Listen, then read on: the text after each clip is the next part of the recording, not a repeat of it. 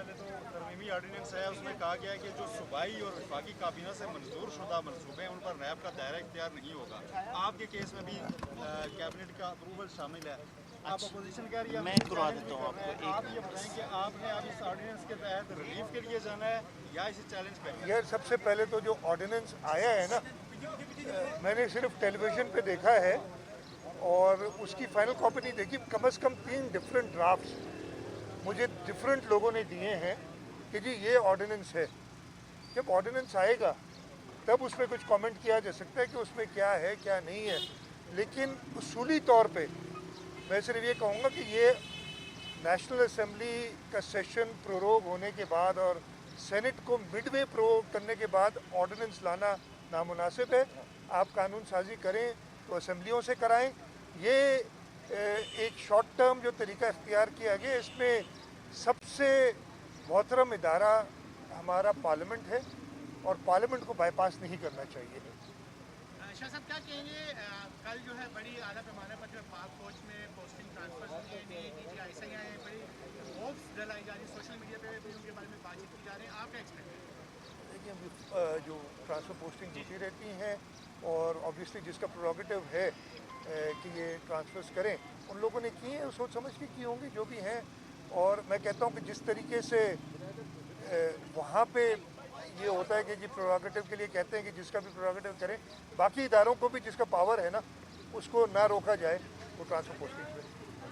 अच्छा, क्या कहेंगे, अर्ली इलेक्शंस की बातें की जा रही हैं कि आप समझते हैं कि अर्ली इलेक्शंस की तरफ लोग जा रहे हैं? अर्ली हो लेट हो, टाइम पे हो, लेट तो अल्लाह ना करे हो, टाइम पे हो। इमरान खान मुझे नज़र नहीं आते, पीटीआई कहीं नज़र नहीं आती। और जो इस वक्त हालत मुल्क में उन्होंने की है, ख़ास तौर पे महंगाई, पूरी दुनिया पे ले आते हैं कि जी पूरी दुनिया में महंगाई होगी तो हमारे यहाँ होगी, तो ऐसी बात नहीं है। जिस तरीके से आपने मतलब ये एक तो महंगाई करके अवाम को तकलीफ़ में डाल के फिर उनका मजाक उड़ाना है कि जी कोई महंगाई हमने नहीं की, दुनिया में 100% हुई, हमने 40% की है। ये तो उस गरीब से पूछे ना कि महंगाई हुई है कि नहीं हुई है। यहाँ पे 20,000 के करीब ख़ानदान, टोटल नंबर कितने, 16,000 कहते हैं, कोई 25,000 कहते हैं, मुझे नंबर नहीं पता। उनको एक जज साहब, बहुत ही एहतराम है सुप्रीम कोर्ट के लिए, लेकिन एक जज साहब अपनी आखिरी दिन में जो उनकी सर्विस का है उनको नौकरियों से निकाल देते हैं।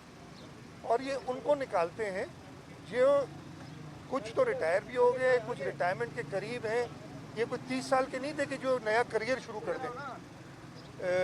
उस पर भी हुकूमत अभी तक कोई खातर खा, हाँ वो बात तो करती रही है, कोर्ट में भी गई है, लेकिन मेरा ये ख्याल है कि अगर आपने कानून साजी करनी है तो लोगों की भलाई के लिए करें। कानून साजी करनी है आपने तो आप लोगों को, जो आपने महंगाई का तूफान बर्पा किया है उस पर करें। आप अपनी मर्ज़ी के कानून ऑर्डिनेंसेस के थ्रू लाते हैं। ये इस वक्त तो शॉर्ट टर्म बेनिफिट हो सकता है, लेकिन पीटीआई को ये ख्याल करना चाहिए कि वो एक सियासी जमात कहलाती है अपने आप को। इलेक्शंस में इन सब चीज़ों पे हिसाब किताब लिया जाएगा और इस मुल्क की आवाम सही तरीके से हिसाब किताब लेगी।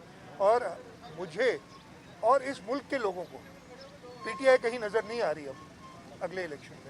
शाह साहब, ये बताइएगा, पेंडोरा पेपर्स में जो वज़रा के नाम आए और बाकी वज़रा भी शामिल हैं, आप क्या समझते हैं इसकी इन्वेस्टिगेशन होनी चाहिए और किसको इसकी इन्वेस्टिगेशन करनी चाहिए? मेरी बात सुने,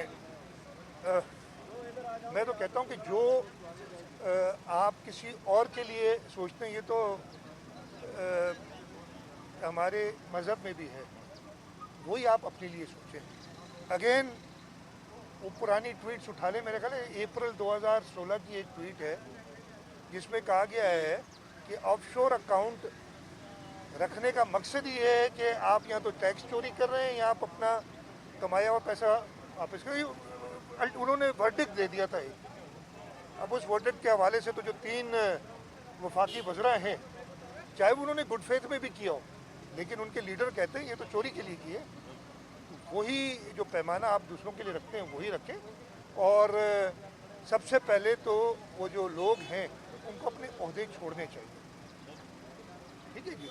और ओहदे छोड़ के अपने आप को, इसलिए कि उनके लीडर ने उनको पहले ही चोर कहा हुआ है।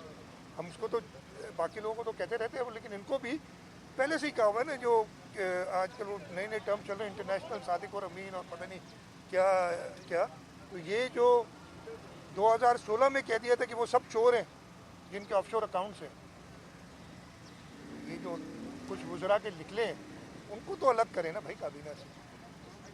इन्वेस्टिगेट आप क्या कहते हैं? इन्वेस्टिगेशन बिल्कुल होनी चाहिए, हर चीज़ की इन्वेस्टिगेशन होनी चाहिए, लेकिन इन्वेस्टिगेशन करने वाले अगर चोर भी खुद ही और पता नहीं, मुझे नहीं इतना ज़्यादा ज़बान पे उबूर, लेकिन मुंसिफ भी वही और प्रोसिक्यूटर्स भी वही, ये कौन सा इंसाफ होगा? थैंक यू ठीक है जी, थैंक यू।